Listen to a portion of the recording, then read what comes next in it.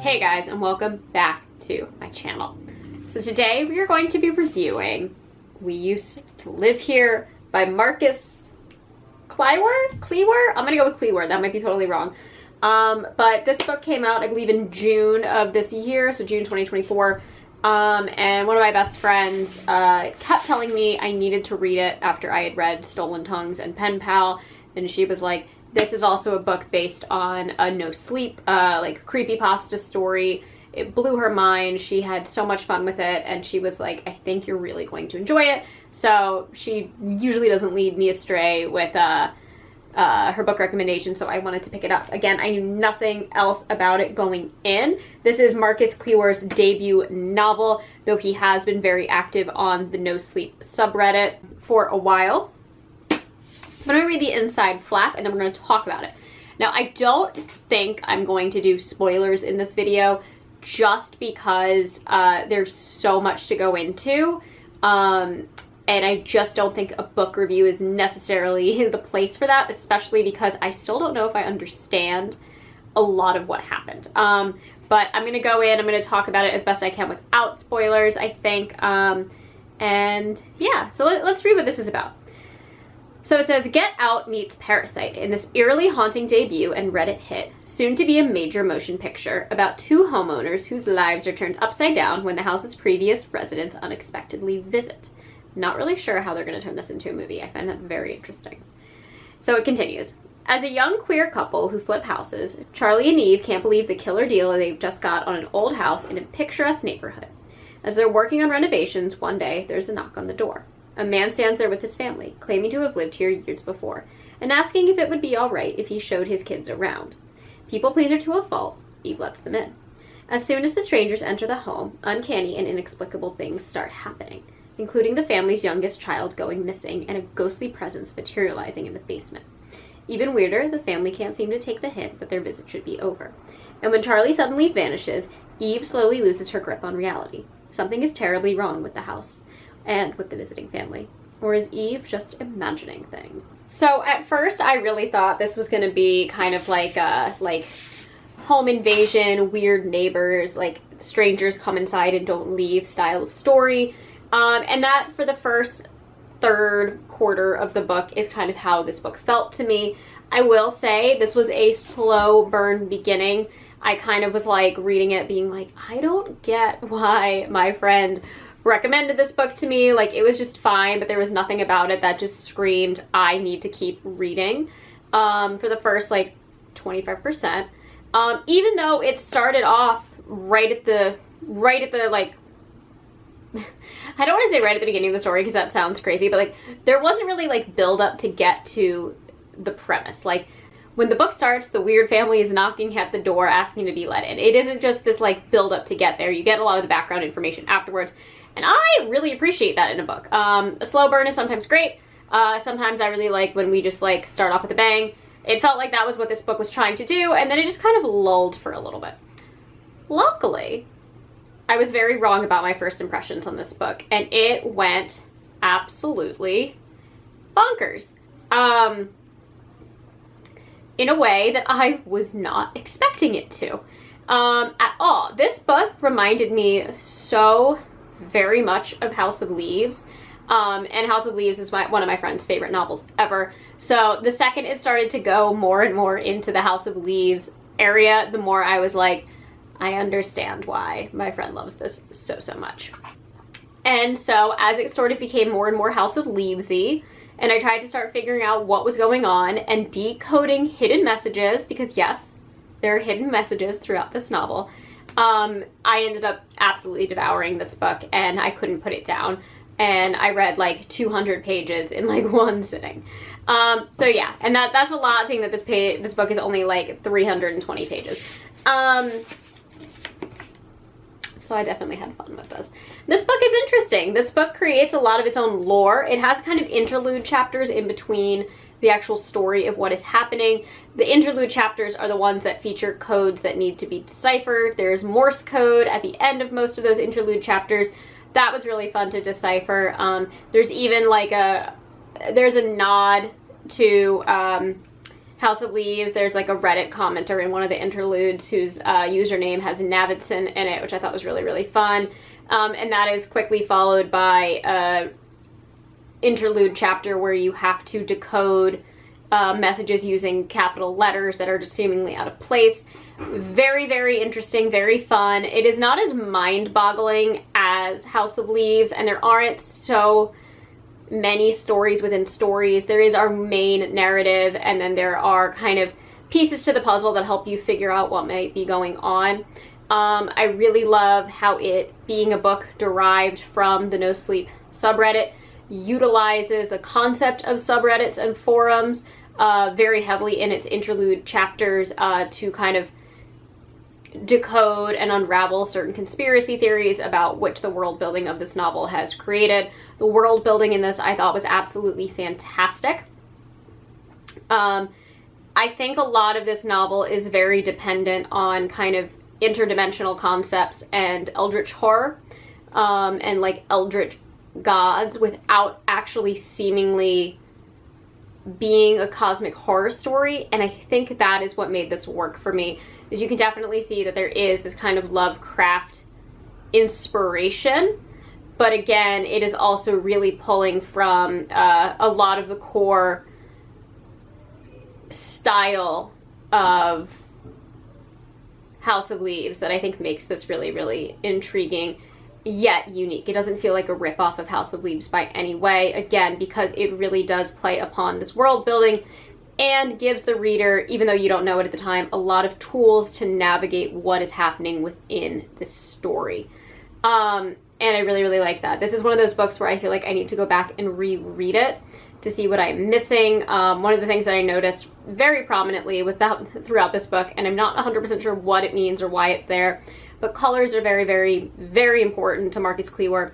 One of the things that really stood out to me is there's a character who has a lime green Bic lighter, and this is just a weird thing that I have pretty much done since I started bartending. I always use lime green Bic lighters as my bartending lighter. I love lime green. And so I started noticing that, and then throughout the rest of the story, there's so many mentions of lime green, which is a strange color to bring up multiple times. And so you really start to see just how this world is completely, you can really see how everything in this book is very, very intentional.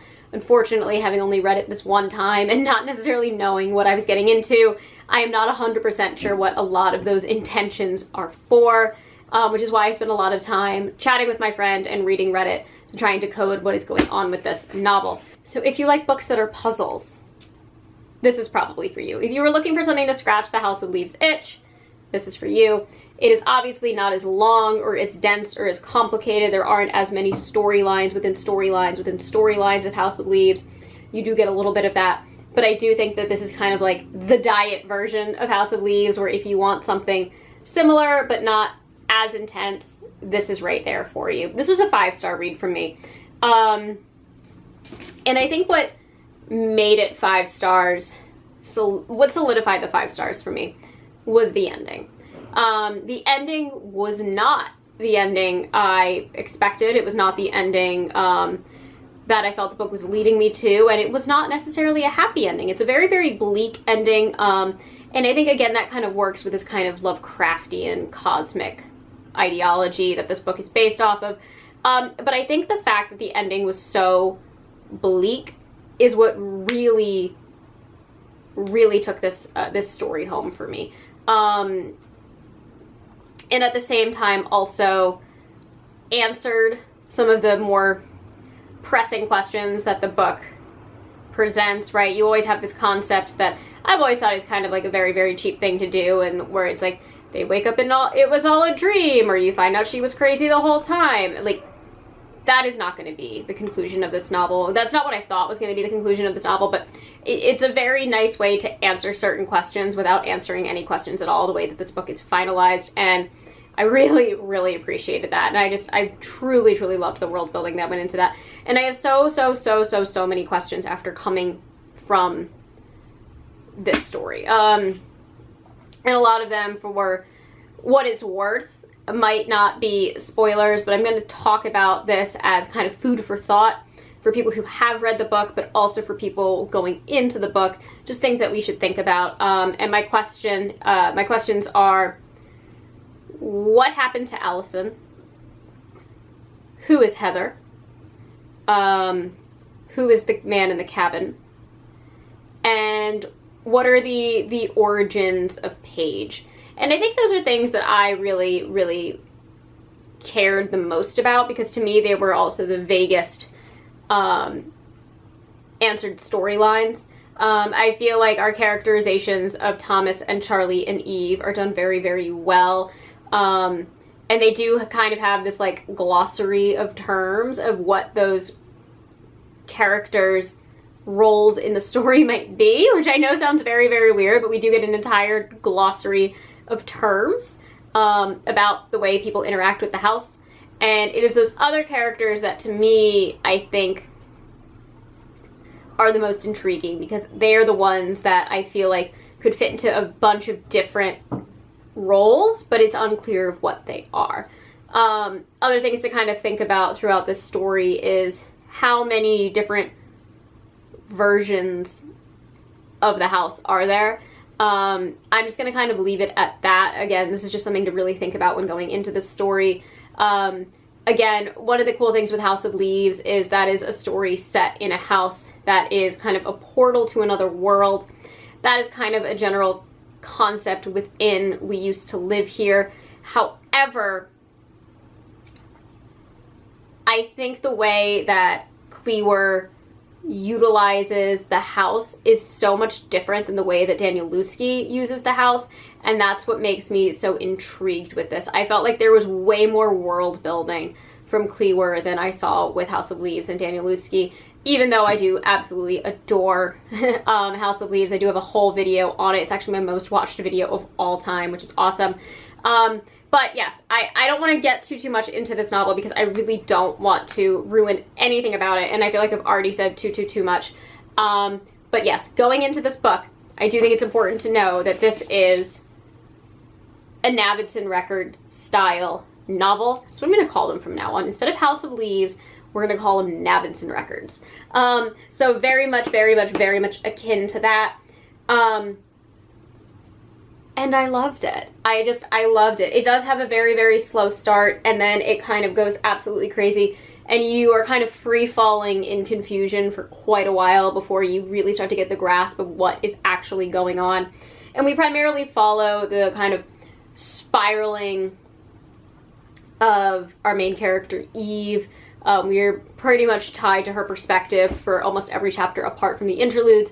And I do think that she's a really, really interesting character to follow. One of the things that we were joking about when I was talking to my friend about reading this is the whole premise of this novel is that this woman lets a strange family come and tour her house because they claim that they used to live there at the very beginning of the novel. And that's just something that I personally would never, ever do. Oh my goodness. Ever.